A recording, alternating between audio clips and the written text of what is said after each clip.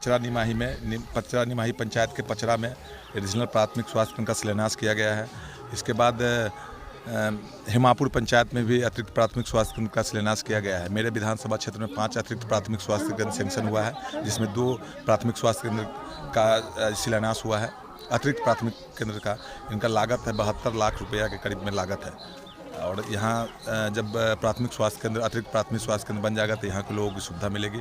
हम चाहते हैं हमारे विधानसभा क्षेत्र में जहाँ जहाँ यूनिट के हिसाब से स्वास्थ्य केंद्र की ज़रूरत है, वहाँ हम अतिरिक्त प्राथमिक स्वास्थ्य केंद्र एडिशनल PSC का शिलान्यास का सैंक्शन करा के शिलान्यास कराएंगे। उसके दौरान में पचरा में हम लोग आए हैं। अभी कितने दिन में ये तैयार होगा और कितने लोगों की कैपेसिटी है इलाज करने की? इसमें 6 बेड के हैं, 6 बेड के हैं। अतिरिक्त प्राथमिक स्वास्थ्य 6 बेड का है।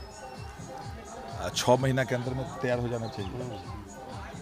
अंदर देखें हम कंस्ट्रक्शन में 10 mm का सरिया लगा हुआ है, इतना बड़ा हॉस्पिटल नहीं 10 mm जो 10 mm का सरिया नहीं है, 12 mm का सरिया है। और जो लागत होगा उसका एस्टीमेट के हिसाब से, उसके हिसाब से प्राकलन के हिसाब से ठेकेदार काम करेंगे। एक उद्घाटन भी आपने किया है सड़क का? उद्घाटन है, वहाँ भी शिलान्यास हुआ। हाँ सड़क लंबी सड़क है और कितनी लागत? करीब 1 करोड़ के करीब 85 लाख रुपया की लागत से उस सड़क का शिलान्यास हुआ है। मुरलियाडीह से बौरबन, और वह बहुत दिनों से, बरसों से वह लंबित था। और वहाँ खास करके उस सुदूर इलाका में आज तक सड़क का निर्माण नहीं हुआ था, इसलिए वहाँ के लोगों में खुशी भी है। बसपट्टी में बनकट्टा वाले पुल का बड़ा व्यवस्था, कब क्या कर रहे हैं उसके बारे में भी हम विधानसभा में क्वेश्चन करते हैं। क्या के लिए हमारे ऐच्छिक कोष जो है, उस ऐच्छिक कोष से पुल का निर्माण शायद नहीं करना है। हम नियमावली देख लेते हैं, लेकिन RWD से और पुल निगम से जो होता है उसके लिए हम विधानसभा में रखे हैं। और सरकार के पास राशि की कमी है। जैसे सबसे हमारे विधानसभा क्षेत्र में सबसे ज़रूरी पुल जो है सो सरमनी टोल का पुल के है। उसका विधानसभा में तारांकित प्रश्न हो, शून्यकाल हो, निवेदन हो, कई जगह मैंने सवाल किया सरकार से, और सरकार ने DPR बनाकर विभाग को भेज दिया गया है। कहता है राशि आने के बाद उसमें कार्रवाई होगी, लेकिन अभी वही सरमनी टोल पुल ही नहीं हुआ है। राशि के अभाव में अभी तक सरमनी टोल का पुल का निर्माण नहीं हो पाया है। डकैती की घटनाओं में लगातार इजाफा हो रहा है।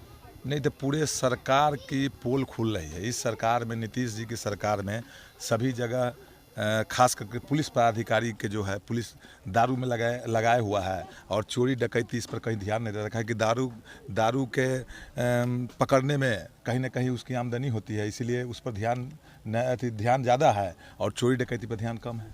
डकैती होता है तो चोरी का FIR होता है, क्या कहेंगे इस पर? नहीं तो गलत है। अगर डकैती हुआ है तो डकैती का FIR होना चाहिए। थाना के चंद कदम दूरी पर मार के हत्या कर दिया जाता है। 1 घंटे बाद पुलिस पहुंचती है, बल्कि 200 मीटर भी नहीं है।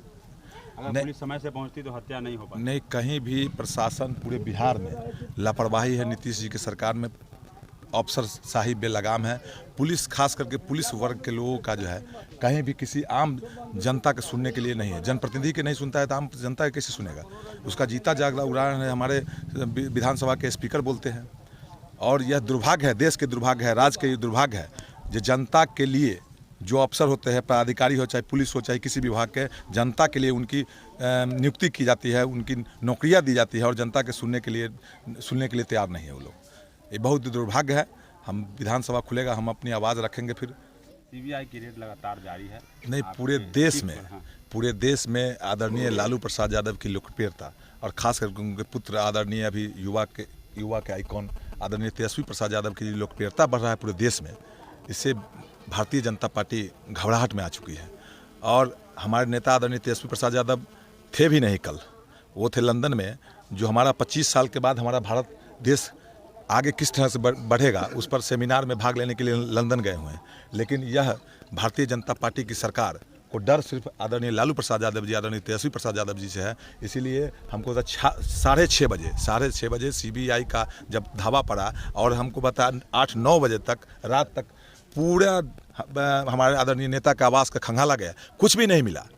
कहा कि हमारे नेता के पास कुछ है ही नहीं तो मिलेगा क्या? लेकिन खास करके उनके लोगों को, उनको परिवार को प्रताड़ित करने का काम किया जा रहा है। सभी राष्ट्रीय जनता दल के जो नेता है, कार्यकर्ता है, गांव-गांव जाके हम लोग जनता के बीच उनके इंसाफ मांगने के लिए रखेंगे। लेकिन पहला केस में तो CBI ने चार्जशीट में आरोपी बताया है लालू यादव को। नहीं, आपको बता दें, CBI निष्पक्ष रहती तो यह केस जो है 2004 का केस है। तो 2004 से अभी तक 8-9 साल में क्या कर रही थी CBI?